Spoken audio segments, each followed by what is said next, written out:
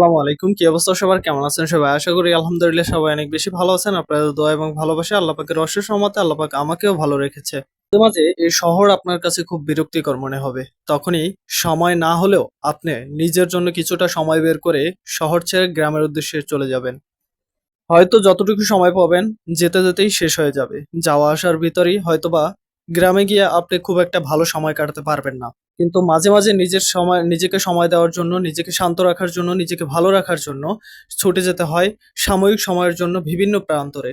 সেটা হতে পারে কোনো পার্ক, হতে পারে চিড়িয়াখানার মতো কোনো জায়গা, হতে পারে আপনার পছন্দের যেকোনো জায়গায় আপনি ঘুরে আসতে পারেন। সাময়িক অল্প সময়ের জন্য যেকোনো জায়গায় গিয়ে আপনি নিজেকে স্বাচ্ছন্দ্যে সময় দিয়ে আসতে পারেন। আর সামান্য সময়টা যদি আপনি গ্রামের কোনো রাস্তা কিংবা গ্রামীণ পরিবেশে ঘুরতে পারেন, সেজন্য আরো আপনার জন্য বেশি ভালো লাগবে। কারণ আসলে যারা আমরা শহরে থাকি কিংবা শহরে থাকার চেষ্টা করি, আমার কাছে যেই জিনিসটা বেশিরভাগ মনে হয় যে আমরা কঠিন আবদ্ধ অবস্থায় থাকি, যে কারণে আমাদের মন মানসিকতা খুব ফ্রি মাইন্ডেড সবসময় হয় না এবং ভালো লাগাও কাজ করে না। সবসময় দেখবেন খারাপ লাগাটাই বেশি কাজ করে আমাদের জন্য।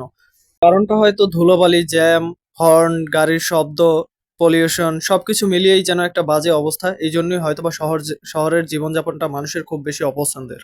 গ্রামে নিজের মতো করে ছুটে চলা যায় এবং নিজের মতো ফ্রি ভাবে জীবনযাপন করা যায়। এইজন্য হয়তোবা অনেক মানুষ গ্রামকে বেশি পছন্দ করে। আমি মাঝে, মাঝে সুযোগ বা সময় পেলেই ছুটে চলি গ্রামীণ পরিবেশে যাওয়ার জন্য এবং সেটা যেকোনো জায়গায় হতে পারে। শহরের পাশে হোক, আশেপাশে যেকোনো জায়গায় হলে আমি খুব স্বাচ্ছন্দ্যে ভ্রমণ করতে পছন্দ করি।